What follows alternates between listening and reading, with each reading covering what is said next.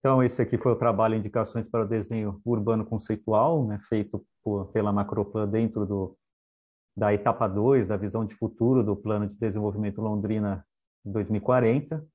E, fundamentalmente, o que a gente buscou nesse trabalho é identificar ativos e potencialidades de Londrina, né, e não só identificar isso do ponto de vista urbanístico, mas olhar isso do ponto de vista até que ponto eles são aderentes a conceitos contemporâneos relacionados à urbanização e gestão de cidades, e que eles pudessem, de fato, serem alavancas, né, para desenvolvimento do setor imobiliário, para desenvolvimento do setor urbano, do setor de eventos, de turismo, de novos negócios, pensando nessa perspectiva de longo prazo do projeto como um todo.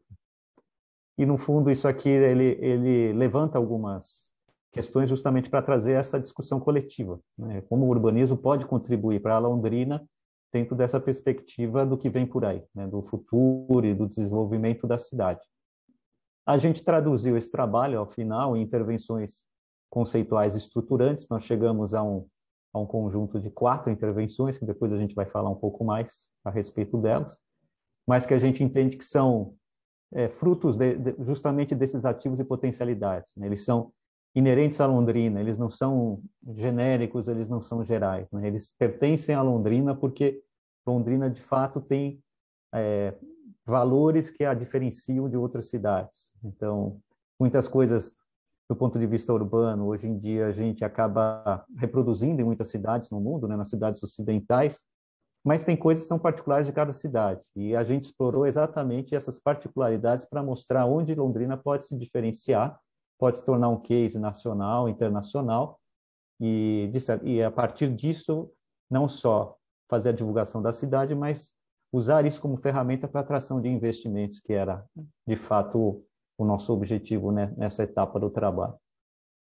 Aí, buscando um contexto histórico, né, essa linha do tempo aqui que vem lá da metade do século XX, ela traz, de certa forma, uma certa coincidência com a história de Londrina. A Londrina tem menos de 100 anos, e isso é algo muito interessante e valioso até para essa nossa discussão, porque quando ela surgiu, poucos anos depois, o mundo estava vivendo, o mundo ocidental estava vivendo o rodoviarismo, né, clássico da expansão urbana para os subúrbios e para o uso do automóvel. E isso vem mudando muito ao longo do tempo, né? Você tem alguns momentos de ruptura, principalmente quando entra a questão da agenda ambiental urbana, depois com mudanças climáticas, que é algo mais recente. A gente tomou esse grande choque da pandemia da Covid a partir de 2020, né? E isso mudou muito a relação das pessoas com a cidade por conta de isolamento social, não dá mais para ficar em espaço fechado, tem que ficar em espaço ao ar livre. O home office, né, que nos traz essa vivência hoje em dia de as reuniões virtuais cada vez mais comuns, né? Menos viagens e mais reuniões virtuais, ou onde é que vai estar esse balanço entre uma coisa e outra, qual ainda a importância da reunião presencial e quais são os tipos de serviços e reuniões que podem ser feitas virtualmente. E aí, no longo prazo, como todas essas tendências elas vão desenhando as cidades, né? Londrina também tem um pouco de cada uma dessa tendência no seu desenho urbano.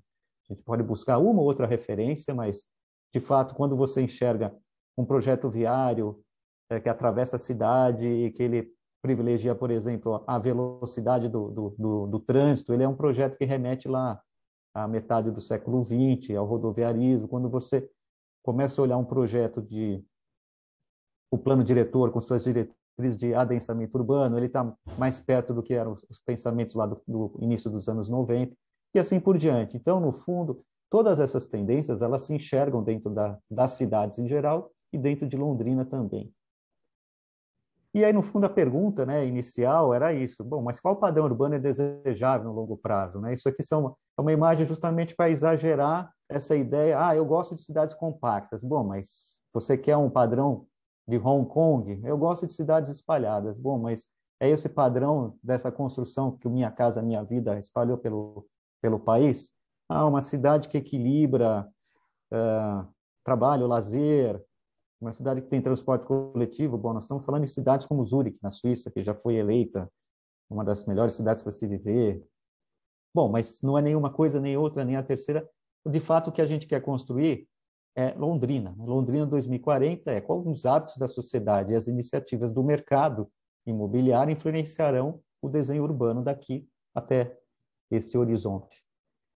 E, no fundo, o que é sempre importante a gente iluminar é que não existe uma solução única, né? O que é preciso sempre se construir é uma modulação e equilíbrio de tendências, porque cada habitante, cada usuário de uma cidade, em um determinado momento da sua vida ou uma determinada condição do seu da sua atuação profissional, ela vai demandar algum serviço em detrimento de outro, né? Então, uma cidade mais expandida, mais espaçada, ela demanda mais sistema viário. Uma cidade mais compacta, ela demanda mais faixas exclusivas de ônibus. Uma cidade que pensa no meio ambiente, ela vai demandar mais áreas verdes. E é isso. E, no fundo, esse trabalho de maximização do bem-estar de cada perfil da sua população é o grande desafio de qualquer planejamento urbano de longo prazo. Na hora que você organiza esse planejamento urbano, o que o poder público em geral ele informa a sociedade são as diretrizes, as restrições e, por outro lado, os incentivos, né, que são as ferramentas importantes que a gente gostaria também de, nesse trabalho, deixar muito claro, né? Os incentivos são aquelas ferramentas públicas que elas influenciam a atuação do mercado privado dentro da construção do espaço urbano. Buscando aqui alguns 5 pontos recorrentes na teoria urbanística contemporânea, né, que são pensamentos que eles perpassam boa parte das universidades, dos institutos, das organizações sociais que discutem a urbanização no mundo. Adensamento equilibrado, ou seja, o construtivo ele é diferente do populacional, né? A gente sempre tem que olhar das duas formas. Apesar de parecer uma cidade densamente construída, é preciso ver se, de fato, a população ela está concentrada naquela região ou não, né? Porque isso também impacta a mobilidade urbana. O espraiamento controlado há um desinteresse, é uma questão geracional, um desinteresse pelo automóvel próprio, a opção também pela mobilidade que foge um pouco do transporte coletivo tradicional e vai para os apps de transporte. Muito enfatizado por conta das cidades europeias a questão das ruas vivas, quer dizer, a valorização do uso misto, das fachadas ativas, ou seja, também é uma forma de você minimizar deslocamentos, tirar aquela ideia do zoneamento tradicional, esta área é só de comércio, esta área é só de habitação, esta área é só de indústrias. Uma visão focada no habitante, né? A visão zero e ruas completas é no sentido de que, bom, a cidade funciona, mas ela tem que funcionar para as pessoas têm que se sentir bem nesse lugar, ela não pode se sentir insegura, né? Porque uma cidade insegura não só do ponto de vista de violência urbana, mas de espaço que eu não consigo acessar, calçadas que me fazem, às vezes, ter quedas. Então, são os pequenos detalhes que constroem a relação da cidade com o seu habitante ou com o seu usuário. E, no fundo, tudo isso reflete na boa imagem da cidade, né? Uma paisagem que ela é tanto construída quanto social. A cidade, ela reflete muito do que ela entrega às pessoas que vivem nela ou que a visitam, ou por serviço ou por lazer. Fatores observados na avaliação e ranqueamento de cidades, eles são muitos, né? Mas eles estão tipicamente relacionados à qualidade de vida. Esse é um trabalho, por exemplo, feito pela The Economist Intelligence Unit, avalia 140 das maiores cidades ao redor do mundo. O que é interessante notar é que, por conta justamente dessa ruptura causada pela pandemia da Covid, alguns fatores específicos foram avaliados, eles passaram a fazer parte desse ranking. Então, também mostra como a avaliação que se tem das cidades ela é mutável no tempo, ela evolui. À medida que mudam os hábitos, à medida que mudam as condições, ou que você tem alguns choques externos, a forma de enxergar o valor de uma cidade, ele também vai se adaptando conforme o tempo. Mas, de fato, assim, sistemas de saúde e todas essas discussões de distanciamento social ou de espaços ao ar livre são questões que foram muito proeminentes nos últimos 2 anos. E aí, começando a olhar um pouco, né, dessas perspectivas identificadas, todos esses processos de qualificação das cidades, eles envolvem grandes intervenções e grandes custos. Quanto maior a cidade, quanto mais construída a cidade é, maiores serão os investimentos para fazer aquelas transformações, né? Então, por exemplo, cidades do tamanho de Nova York ou São Paulo, quando eles querem fazer grandes transformações urbanas, sabem que vão enfrentar, por um lado, movimentos sociais a favor e contra, de grande dimensão. Por outro lado, grandes investimentos, de fato, de recursos para se poder fazer essas conversões. Essas conversões, no fundo, elas também são realizadas de forma a você criar novas identidades para a cidade, novas imagens e melhorar a imagem da cidade do ponto de vista da competitividade internacional e nacional. Mas, por outro lado, quando a gente volta para a questão de Londrina, a gente já começa a depurar um pouco quais são essas vantagens dela em relação às grandes cidades, né?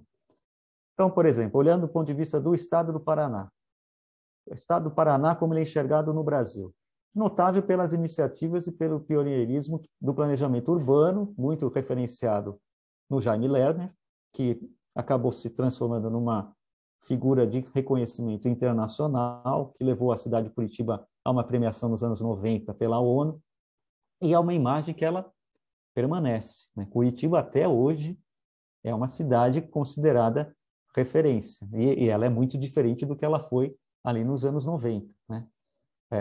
Ela tem iniciativas, também está tentando se adaptar a essas novas realidades das cidades, mas o que a gente percebe é que o desafio atual é diferente daquele planejamento urbano tradicional. Então, existe essa transformação tecnológica e comportamental em curso, e ela de fato, ela vai mudar a forma como você faz a gestão da cidade, a forma como você usa as cidades, né? E a disseminação, por exemplo, do 5G, a gente está vendo nesse evento, né? A partir do momento que a gente consegue fazer reuniões de trabalho de modo virtual, eu em São Paulo, vocês em Londrina, e qualquer pessoa no Brasil podendo entrar e acessar, ela começa a levantar questões para a gente. Bom, a localidade, ela deixa de ser um determinante para o trabalho. Em algumas funções, esse trabalho pode ser feito de modo remoto.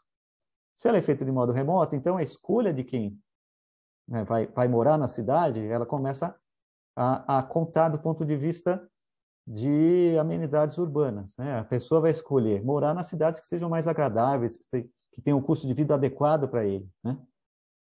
Então, de fato, as cidades não podem perder a perspectiva de trabalhar seu planejamento, né? Isso é fundamental. Se antecipar ao que está acontecendo, promover a sua visão de futuro, trabalhar em cima da sua visão de futuro. Então, a riqueza das cidades, tradicionalmente, ela aconteceu do ponto de vista daquela riqueza que era produzida fora dos seus domínios, né, da riqueza produzida no seu campo, na sua indústria, ou indústrias que estavam em outros lugares, mas que aquela riqueza circulava pela sua cidade, né? Então, essa riqueza circulando por sua cidade, ela alimentou o mercado imobiliário, por sua vez alimenta comércio, alimenta serviços. Isso foi um processo corrente das grandes cidades no mundo, aquelas que perderam um pouco a sua atualização passaram por crises, né? Você tem, por exemplo, o caso de Detroit, nos Estados Unidos, que é um caso clássico, né, das cidades industriais que, vamos dizer, perderam um pouco do rumo da história e sofreram com um processo de degradação ou de perda de importância social, comercial, econômica. Então, de fato, o que a gente aponta no trabalho? Ela tem que ser planejada para ser uma cidade sempre atrativa, ativa e criativa. Não importa, ela tem que sempre estar se regenerando, se atualizando, antenada, e tem que estar conectada com os temas contemporâneos, né? Os temas contemporâneos hoje em dia discutidos são sempre relacionados às mudanças climáticas, e agora com essa agenda toda da retomada econômica pós-pandemia, né? Como setores que foram muito impactados vão reagir a esses próximos anos, né? Setor de eventos, setor de comércio, setor de transporte, setor de alimentação, setores que, de fato, foram muito impactados e, do ponto de vista de perspectiva, elas ainda são incertas, né? A gente não gostaria de afirmar isso, mas, infelizmente, não há uma segurança em cenários futuros ainda, né? A gente talvez ainda vá se adaptar durante alguns anos a novos hábitos e conviver, né, com essa doença de uma forma permanente e com as suas consequências todas conhecidas. Mas até a gente citou aqui um trabalho muito interessante, que ele olhava as cidades americanas dos anos 80 até os anos 2000, mas ele que é válido para essa discussão.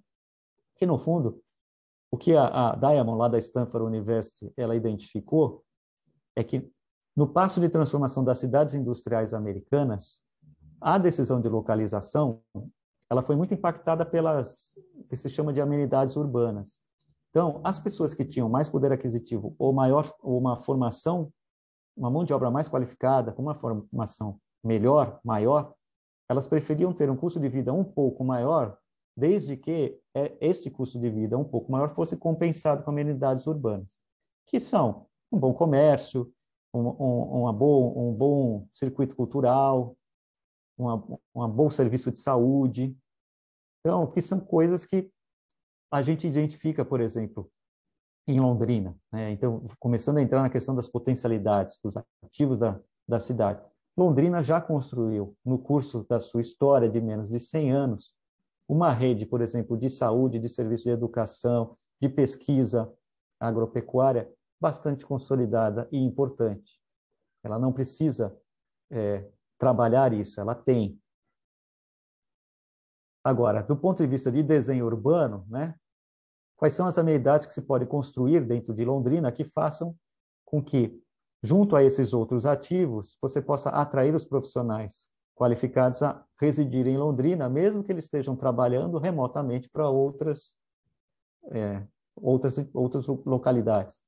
Quais serviços são esses? Ainda é um pouco incerto, mas pegar uma pesquisa da GV, né, ela calculou em mais ou menos, potencialmente, 1/4 da força de trabalho.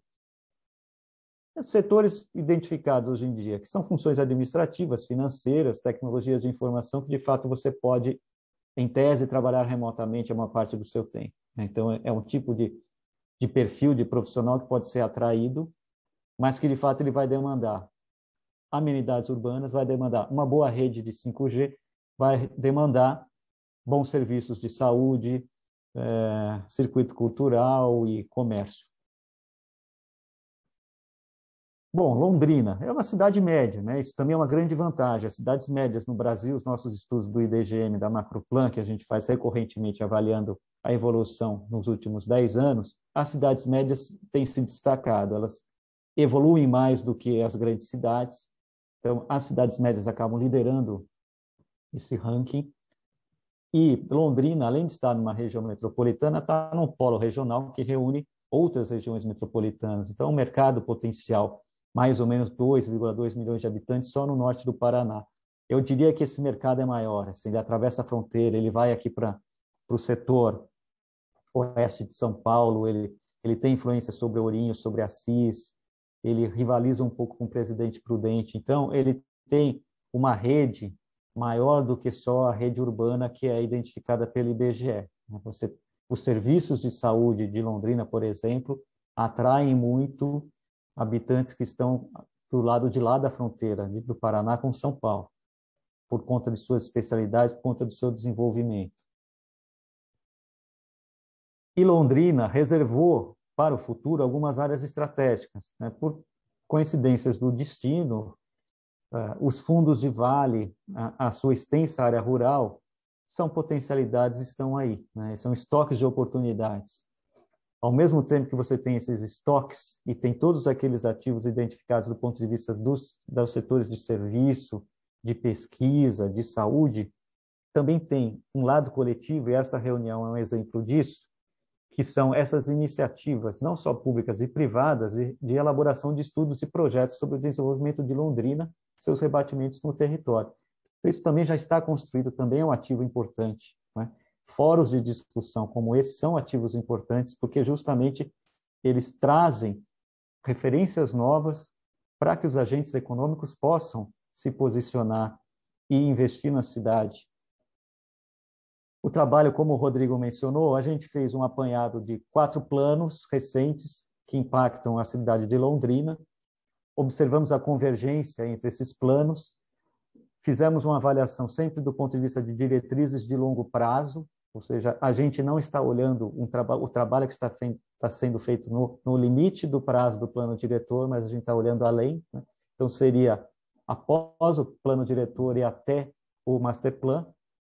E, a partir dessa avaliação, nós chegamos às intervenções estruturantes indicadas, que nós elaboramos 4. Então, passando aqui sobre a convergência entre os planos, né, o que é notável para nós foi o seguinte, que as ideias forças do plano diretor remetem à sustentabilidade ambiental, uma cidade compacta e ao fortalecimento da área rural. Por que é importante identificar isso?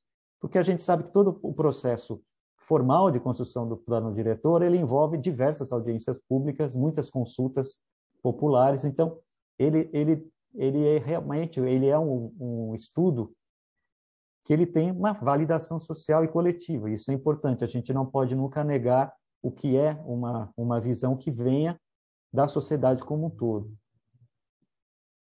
Ele identificou praças, parques, equipamentos de lazer e cultura, né, de forma destacada, indicando valorização e uso do espaço público. Ao mesmo tempo, outros conjuntos urbanos, eixos naturais, rodoviários e ferroviários, que têm uma escala um pouco mais regional, também são destacados, né? Então, existe toda uma estrutura lógica de desenvolvimento desejado para o território, que não é só interna à cidade de Londrina, mas é Londrina também do ponto de vista da sua inserção regional, que é um papel que, de fato, ela exerce. Descendo um pouco mais nas proposições, né, é muito claro isso.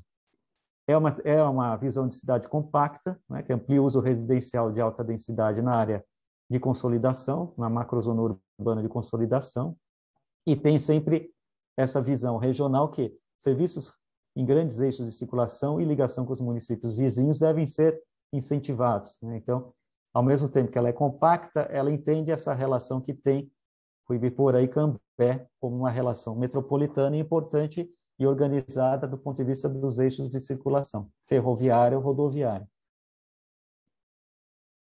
Nas zonas de uso misto, né? Então, olhando um pouco mais para os limites do perímetro urbano, ela também entende que aqui são áreas que precisam trabalhar de forma a reduzir deslocamentos, né? Ou seja, criar centralidades que modifiquem um pouco os movimentos pendulares tradicionais que as grandes cidades têm desde o século XX. E evitar a expansão horizontal, ou seja, ela já tem uma ocupação urbana, um perímetro urbano, não é extenso, eu diria, mas que ele é, hoje em dia, ainda com vazios que podem ser ocupados, desenvolvidos, né, com densidades que podem ser aumentadas, e, de fato, tem uma estrutura de infraestrutura urbana já consolidada bastante significativa. Eu também diria que isso é um outro ativo, né? Não há tanta coisa a se fazer assim. Pode-se discutir muito a questão de capacidade das vias, e isso, de fato, a gente percebe que algumas vias elas parecem insuficientes para o trânsito, para o tráfego hoje. Mas o projeto de mobilidade que a gente avaliou também, ele tem boas diretrizes de intervenções que podem ajudar a equilibrar isso e redistribuir esses fluxos. E, mais uma vez, indicando, quer dizer, existe o eixo entre as três cidades, ali, hoje, organizado em função da BR, né? Mas com a intenção de se fazer uma zona de industrialização junto a Cambé, com aquele distrito industrial recentemente lançado em conjunto com o governo do estado, e que também é uma iniciativa importante porque, de fato, a gente vai ver no plano de mobilidade os deslocamentos do transporte coletivo maiores durante o dia, eles são sempre na direção da zona norte para a zona central, né? E o fato de a gente localizar um polo gerador de empregos na região norte, noroeste, isso, ao longo prazo, ele contribui para diminuir essa carga de deslocamentos.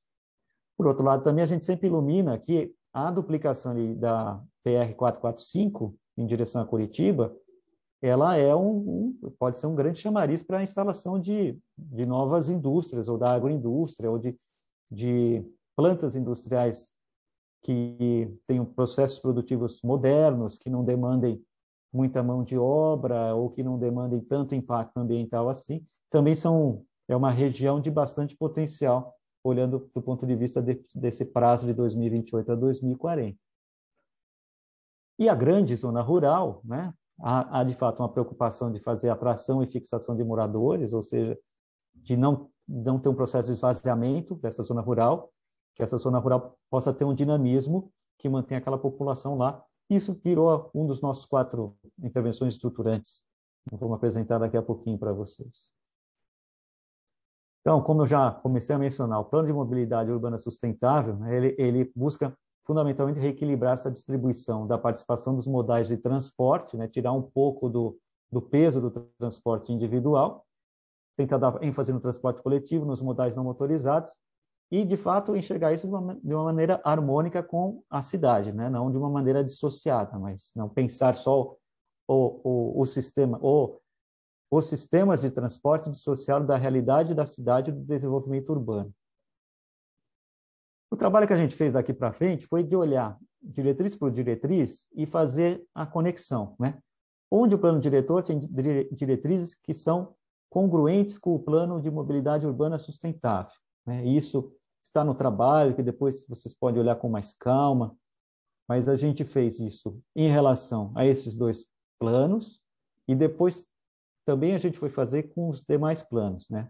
Como eu mencionei, o maior volume de transporte, do ponto de vista coletivo, é da Zona Norte para o centro, do ponto de vista individual, é Gleba Palhano, centro, aeroporto, já tem um eixo um pouco diferente de deslocamento. Do ponto de vista metropolitano, é Cambé com a região central, né, tanto para o transporte individual quanto para o coletivo. E, do ponto de vista de proposições do plano de mobilidade, ele não foge um pouco da formação tradicional, ou seja, estrutura em grandes eixos de transporte coletivo, com nós, que são os terminais de transporte, os terminais de acesso ou de modulação entre modos de transporte, e procura identificar isso como áreas a serem adensadas na cidade. Como esse projeto foi muito em cima da macrozona de consolidação, então, no fundo, ele é absolutamente aderente à ideia do plano diretor. Por outro lado, o plano da Metrópole Paraná Norte, ele já enfatiza uma visão um pouco mais diferente, porque ele tem uma visão regional, né? Mas, de fato, ele ilumina sustentabilidade ambiental e social e algumas atividades que são iluminadas do ponto de vista regional, né? Inovação, turismo, eventos, empreendedorismo, que, de fato, a gente entende que são bastante aderentes até à própria agenda que Londrina já está tomando para si. E, da mesma forma, a gente foi identificando cada uma das diretrizes desses planos, né? Aí olhando o conjunto dos 3 planos e aquilo que é comum a eles, e olhando um pouco mais do ponto de vista das diretrizes do plano da Metrópole Paraná Norte, né, há muito destaque para a questão dos fundos de vale e remanescentes florestais, que são áreas prioritárias para restauração e conservação, tanto do ponto de vista rural quanto urbana. Há um destaque também para o eixo Londrina com Cambé e Biporã, né? Há uma avaliação toda do impacto que pode ter grandes projetos nacionais como a Ferrovia Norte-Sul, né, que poderiam até levar a pressões por ocupação nessas regiões norte e oeste, né, de Londrina. E o nosso trabalho, né, do ponto de vista do Masterplan, a gente também já tinha identificado novas tendências de cidades, né, que é um pouco essa ideia. Bom, o que vem por aí do ponto de vista da discussão urbana? Que está no vetor 10 lá do documento Tendências, né, cidades inteligentes, justamente isso, novas formas de gestão e uso das cidades. Cidades verdes e ambientalmente sustentáveis está muito em linha dessa discussão da resiliência urbana e de todos esses eventos de mudanças climáticas e como é que as cidades se adaptam para suportar isso, né? E cidades inclusivas que, se não era uma novidade, né, com todos esses impactos econômicos e sociais da pandemia, cada vez mais a gente vai ter que tentar pensar em soluções para isso e para coisas que se alteram, por exemplo, do ponto de vista de financiamento de transporte, que é algo que é uma discussão que está em aberto, né? O IPEA começou a fazer alguns papers para discutir isso, como vai se dar isso do ponto de vista da demanda, a demanda do transporte coletivo vai ser igual à anterior à pandemia, como é que nós vamos financiar esses sistemas tradicionais de transporte coletivo? Isso tudo leva àquela discussão, né? Quer dizer, diretriz de longo prazo e inovações recentes. Olhando os 4 planos, a gente fez uma síntese da convergência em torno desses 5 pontos que são comuns a eles, e onde isso traz para as discussões contemporâneas do urbanismo, discussões que estão não só no Brasil, mas estão ao redor do mundo, alinhados com os Objetivos de Desenvolvimento Sustentável da ONU, a gente identificou duas linhas principais que são bastante aderentes a Londrina, né? A cidade de 15 minutos e as chamadas infraestruturas verdes, ou as soluções baseadas na natureza. Cidade de 15 minutos é um conceito que surgiu por conta da COP21, lá em 2015, e foi uma discussão do professor Carlos Moreno, da Sorbonne, foi até uma discussão que ela iniciou do ponto de vista teórico. Bom, se nós estamos falando de transporte sustentável, então por que não fazer uma cidade que ela não demande transporte, né? Isso era uma ideia utópica, ela voltava à ideia das unidades de vizinhança, um conceito lá do século XX, mas era uma ideia que ela ganhou muitos adeptos ao redor do mundo. Então, várias cidades desenvolveram projetos com essa temática e, basicamente, qual é a ideia? É que você consiga ter próximo à sua moradia todos aqueles, ou a maior parte dos serviços que você precisa consumir durante o dia, e que principalmente é o trabalho, né? Então, se a pessoa trabalha do ponto de vista remoto, essa ideia fica ainda muito mais clara, né? E por que 15 minutos? Porque são distâncias que você conseguiria percorrer em 15 minutos, né? Até 1 quilômetro a pé e quase 5 quilômetros de bicicleta. Bom, mas o que eu não consigo resolver nesse tempo, eu resolvo como? Bom, então você teria que estar a essa distância de um grande sistema estruturado de transporte coletivo. Essa é a ideia. Então, é uma ideia do ponto de vista de diminuir a pegada ecológica das cidades. No fundo, é isso. E as condicionantes são muito claras. Quer dizer, para você fazer com que alguma pessoa ande uma bicicleta ou ande a pé, você tem que ter uma boa calçada, tem que ter uma boa ciclovia, você tem que ter travessias que favoreçam o pedestre e o ciclista, tanto nas ruas quanto nas áreas verdes, né? E aqui também vem algumas indicações para que a gente possa desenvolver um dos 4 projetos que são o final desse nosso trabalho.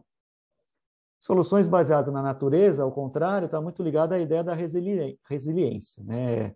Se você tem grandes eventos climáticos que você não consegue controlar, você tem que, pelo menos, amortecê-los. Então, fazer com que, bom, as grandes áreas, as várzeas, aquelas áreas que são naturais dos rios, onde o rio podia ter o seu leito maior, né, onde ele alagava naturalmente, se ele vai alagar em mais eventos mais frequentes ou numa proporção maior, então a cidade precisa ter lugares em que, enquanto você não tem grandes eventos, você usa do ponto de vista coletivo. Num grande evento climático, aquele ambiente ele amortece, ele não deixa, na verdade, com que um evento prejudique a economia local, né? Destrua habitações, comércio, interrompa vias, circulações.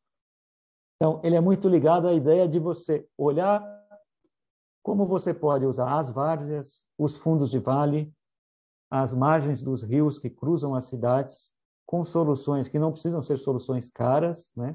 Então, na verdade, é quase como se fosse um ambiente construído de maneira natural, com estruturas muito simples, como rachões, barramentos, que não precisam ser barramentos construídos, podem ser barramentos na forma de terraplenagem, com, né, barramentos de argila, aí toda a tecnologia da construção civil, ela é suficiente para resolver isso, né?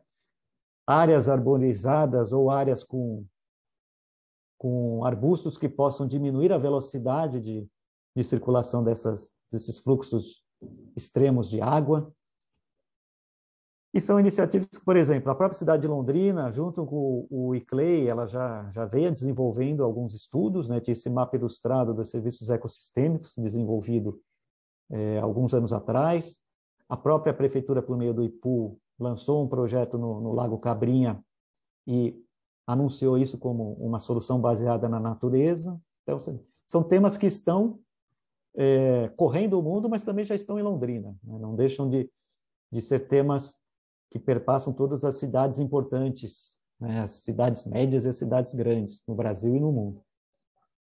Então, desenho urbano conceitual, chegando na parte propositiva, né? Começando assim, o que a gente quer disso, né? A gente, no fundo, quer uma projeção, uma imagem da cidade, né? Uma nova projeção, uma nova imagem da cidade. Foi a capital do café, né? Imagina, a capital do café, ali nos anos 50, 60, o aeroporto de Londrina era o terceiro maior fluxo de passageiros do país, né? É um número gigantesco, né? Tem uma importância enorme. Mas, daqui para frente, aqui são ideias, né? O que ela vai ser, Londrina? A cidade do bem-estar, a capital do bem-estar, a melhor cidade para se viver, a ecocidade do século XXI, a cidade modelo, a cidade do desenvolvimento verde. Quer dizer, qual é o tema que a gente pode agregar ao nome de Londrina e deixar com que isso fique marcado, né, do ponto de vista nacional e internacional, né?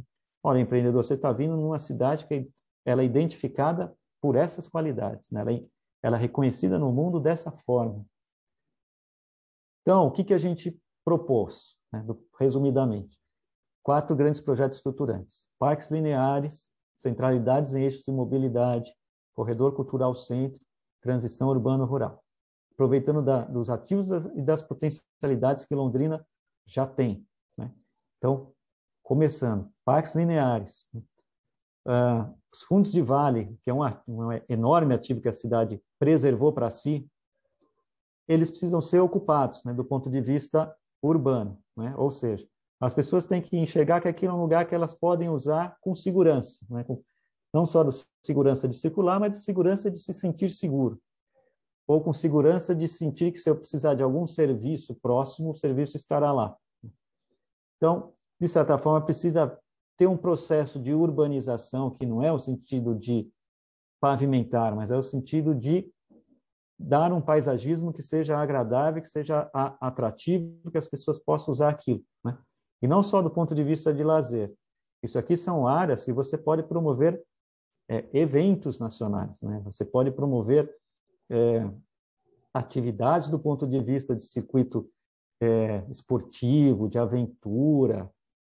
Você pode promover isso como uma área que seja a imagem da cidade e que leve você a fazer, por exemplo, filmagens publicitárias, né, nesses lugares, né? São formas de você atrair negócios, atividades para a cidade e que não é só uma questão do bem-estar da pessoa que vive, mas também é oportunidade de negócio.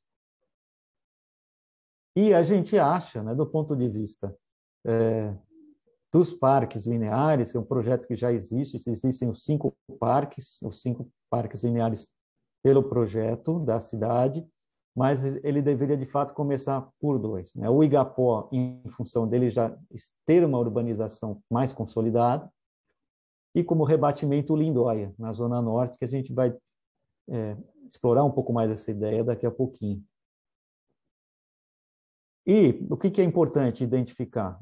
Assim, o parque linear não pode ser um muro na cidade, né? Ele não pode ser algo que interrompa a circulação natural da cidade, né? Se ele tem algumas transposições rodoviárias, ele também tem que ter transposições para o pedestre e para o ciclista, que não precisam necessariamente acompanhar as vias de tráfego, né?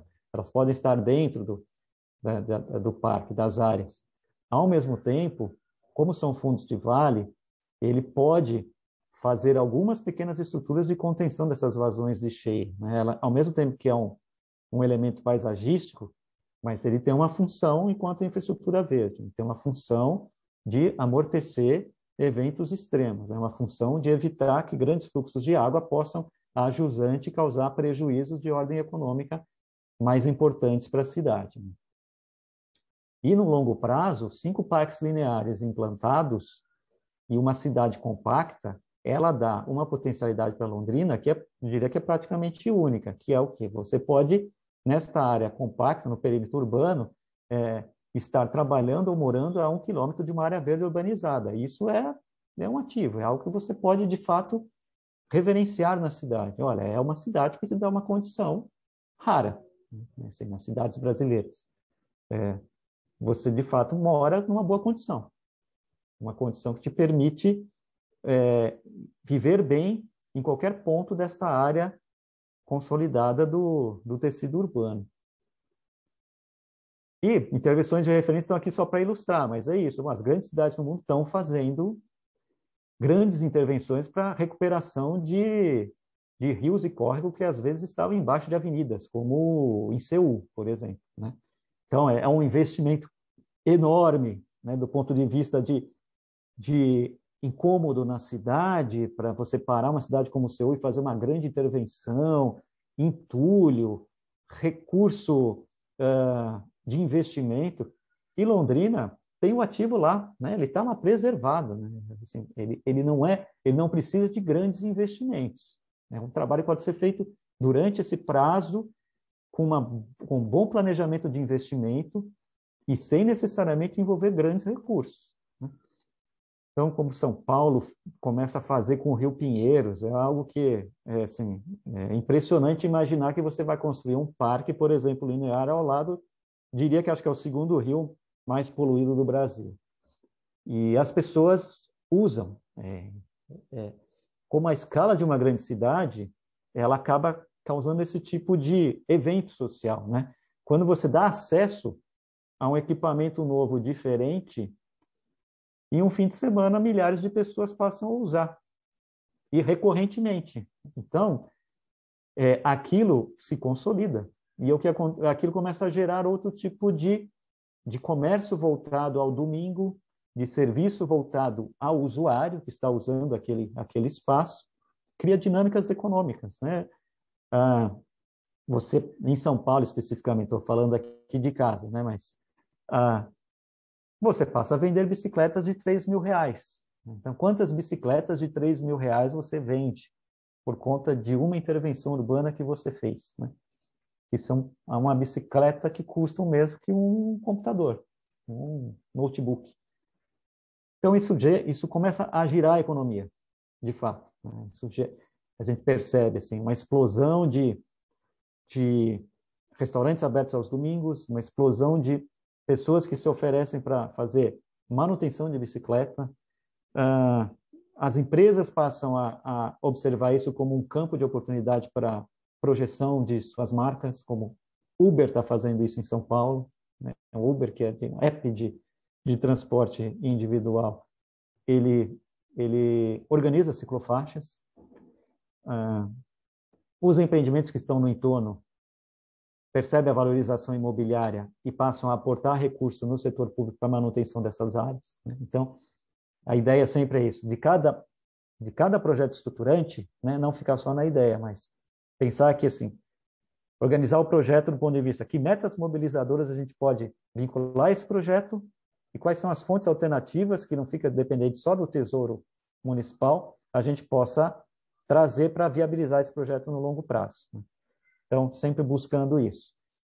Como a gente pode melhorar e como a gente pode financiar, com a participação do setor privado, ou explorando o negócio, ou, às vezes, que você possa capturar parte da mais-valia que o mercado vai conseguir com aquela melhoria, né? Com aquela melhoria urbana do ponto de vista da melhoria da valorização da terra.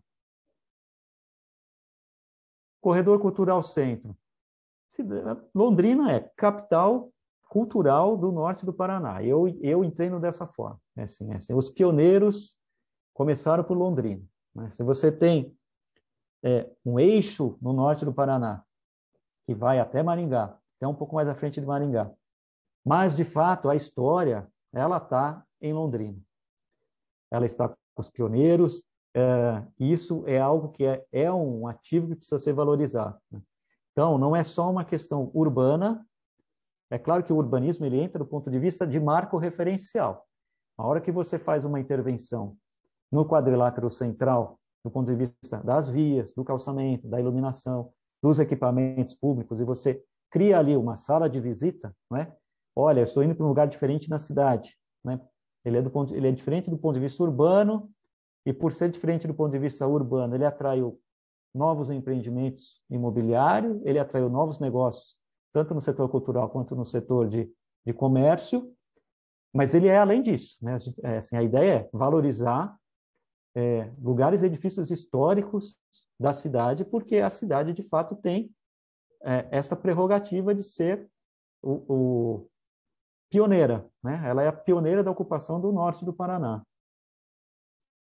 Então, todos os equipamentos culturais da cidade estão nesse quadrilátero hoje, e eles podem ser potencializados, e eles podem ser modernizados do ponto de vista da promoção, né? Então,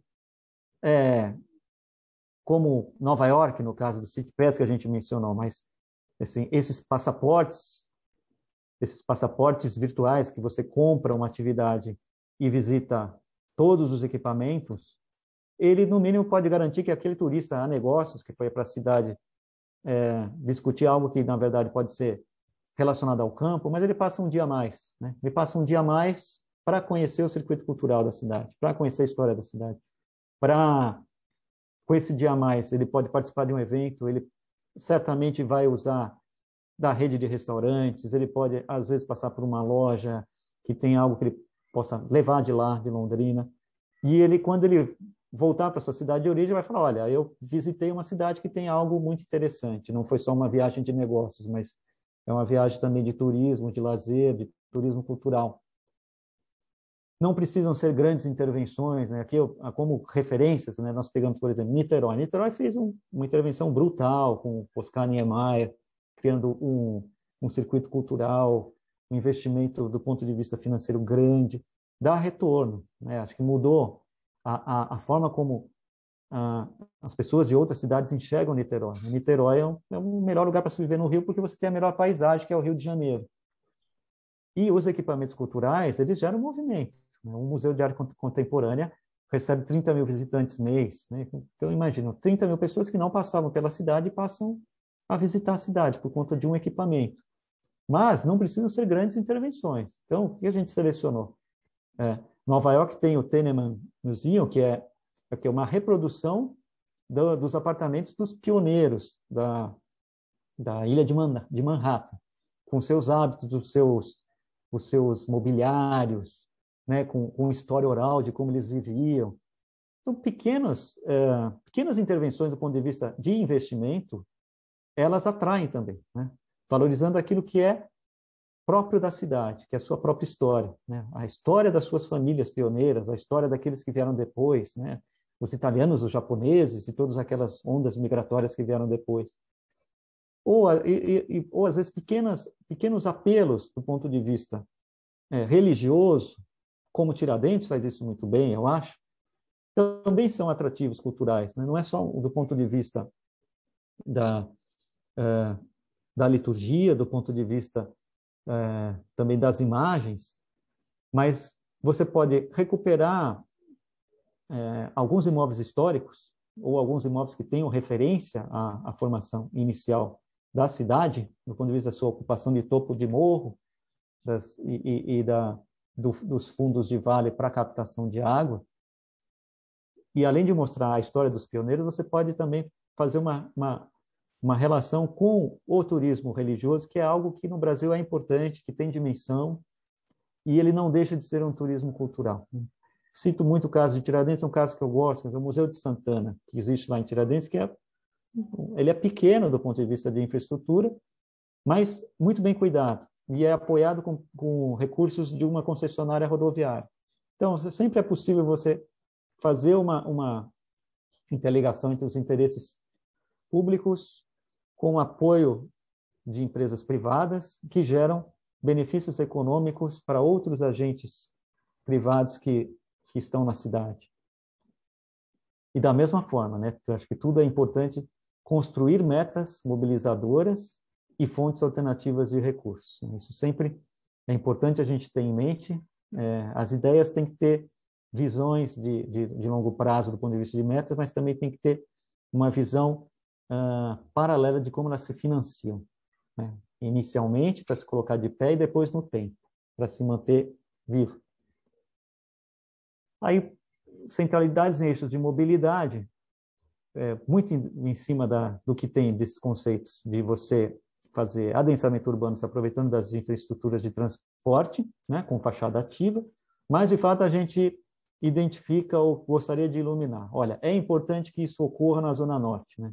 A gente acha que ali, nos eixos da Churchill, com Saul Elquinde, com Café Rubiácea, Alexandre Santoro, são locos privilegiados na cidade para isso. Por quê? Porque, do ponto de vista urbano, ele constrói essa imagem de um rebatimento do que hoje existe entre o Vale do Igapó, com o centro e a Gleba Palhano. A cidade poderia ter um rebatimento ao norte, né, ali na Saúl Elquinde, com o futuro Parque Linear do Lindóia, uma região que, se você, de fato, cria centralidade junto com o distrito industrial que está mais a oeste, você pode, de fato, minimizar deslocamentos que hoje existem entre a Zona Norte e o centro e dar uma estrutura urbana mais consolidada e mais equilibrada. E é isso, né? Do ponto de vista conceitual, ele também ele contribui para uma cidade compacta e as intervenções de referência, né? Ao mesmo tempo tem grandes intervenções na periferia de Paris, com sistemas VLT, que fazem essa transição entre as áreas tradicionais de gabarito baixo e as áreas que estão à frente, já com gabaritos de prédios altos. Mas, por exemplo, São Paulo, Porto Alegre e Fortaleza, eles fazem algumas intervenções chamadas de urbanismo tático, que eu acho que são muito importantes a gente iluminar como referência, né? Às vezes, você pode experimentar uma solução antes de torná-la definitiva, com poucos recursos, praticamente com sinalização viária e alguns instrumentos de balizamento do tráfego, você experimenta soluções e faz com que a população também tome isso para si como algo bom ou não, né? Se não for tomado como algo bom, você faz a reversão, mas se for tomado como algo bom, de fato, depois você investe em infraestrutura urbana definitiva para que aquilo se consolide. Da mesma forma, sempre com metas mobilizadoras e fontes alternativas, né? Pensando sempre todos os projetos com essa forma de atuação. E o último projeto estruturante, que é a transição urbano-rural, que a gente diz que é o mais desafiador, né? Que no fundo é sempre essa discussão: bom, onde termina a cidade, onde começa o campo? Como eu fazer com que a periferia da cidade não se degrade, né? De fato, assim, se o campo for dinâmico, se o campo produzir riqueza, ele não vai perder terras para ocupações irregulares ou para ocupações de baixo valor, de baixo interesse para a cidade. Então, pensar um rural dinâmico também é uma forma de preservar um urbano com boa qualidade e com uma ocupação, uma cidade mais compacta. A zona rural de Londrina é um ativo por ela muito extensa, ela é um ativo porque ela tem uma grande área que é as margens do Tibagi, que é um rio importantíssimo do ponto de vista histórico e paisagístico local. E, de fato, o que a gente identifica, né, das conversas que fizemos com atores do setor, tanto urbano quanto produtores rurais? Há uma aposta grande no perfil de carga do aeroporto, né? Há uma aposta grande de que você possa ter produções agroindustriais passíveis de serem exportadas ou para outros estados ou para outros países por via aérea. O ativo do aeroporto, ao mesmo tempo, ele está muito próximo de uma região, do ponto de vista paisagístico, muito, muito interessante, que é a Estrada do Limoeiro, que tem uma infraestrutura praticamente consolidada do ponto de vista urbano, mas que pode ser estendida do ponto de vista rural. Então, constituir circuitos turísticos rurais agregados à produção agroindustrial, tendo em mente sempre o quê? Que, ao mesmo tempo que você tem um turismo do ponto de vista de negócios, você pode promover turismos rurais ou turismos ecológicos. A mesma ideia que a gente tem para a cidade, que aquele turista de negócios pode passar mais um dia fazendo um turismo cultural na cidade, ele pode passar mais um segundo dia fazendo um turismo rural, ecológico, alinhado a um turismo de negócio. Então, as potencialidades são muito grandes, né? Parque Estadual Mata dos Godói, toda a questão do turismo rural no Vale do Tibagi, o próprio aeroporto 14 Bis, ele pode se tornar um ponto de turismo aeronáutico, muito comum também no interior de São Paulo, a questão do balonismo, paraquedismo. Do ponto de vista de paisagem, de ambiente, Londrina tem isso como um ativo natural dela, né? Isso não é algo que possa ser reproduzível em qualquer cidade. Então, por conta disso, até que a gente ilumina como algo que vale a pena ser mencionado. O que é importante nessa discussão toda da competição entre as cidades o que diferencia as cidades são os ativos que cada uma tem, né? A cidade que tem praia, evidentemente, ela compete de maneira diferente, porque a praia dela, ela vai competir com as cidades praianas, né? As cidades que têm ativos naturais, paisagísticos, elas se diferenciam de outras cidades que não as têm. Então, todas as cidades podem ser inteligentes, mas algumas terão praia, algumas terão ativos paisagísticos, né? Algumas terão ativos históricos, outras não. Então, o que as diferencia é que, de fato, é o grande potencial que elas podem ter para o futuro, né? Distritos rurais, é sempre uma discussão difícil, né, de como fazer distrito rural crescer sem explodir. Como uma referência, né? O melhor bairro de Campinas, aqui no interior de São Paulo, era um distrito rural, que cresceu com a instalação de uma indústria, que era uma indústria hoje considerada poluidora, mas que de fato se consolidou quando, após a indústria, se recebeu campos universitários e institutos de pesquisa, que são coisas de baixíssimo impacto, mas de grande impacto econômico, né? Baixo impacto ambiental, mas grande impacto econômico, que fixam uma população de melhor poder aquisitivo, de melhor formação, e que, no fundo, existem alternativas para se construir distritos rurais que recebam empreendimentos que sejam atrativos do ponto de vista não só local, mas regional, né? Isso é algo que se percebe muito aqui no interior de São Paulo. Não só o turismo rural para se conhecer as produções locais, né? Tem produções e muito sofisticadas, vinho, azeite, ou mesmo o turismo rural de hotéis rurais, atividades ligadas a golfe, hipismo, ou condomínios rurais, de fato, como uma segunda casa, uma casa de lazer, que ela tem um aspecto que não é local, né? Ela tem um papel regional. E isso tudo só é possível quando você tem ativos paisagísticos, senão eles não são viáveis. Da mesma forma, né? Fechando o quarto projeto, metas mobilizadoras e fontes alternativas. Sem pensar dessa forma, não faz sentido propor projetos de longo prazo. E aqui eu encerro e abro para a gente poder debater um pouquinho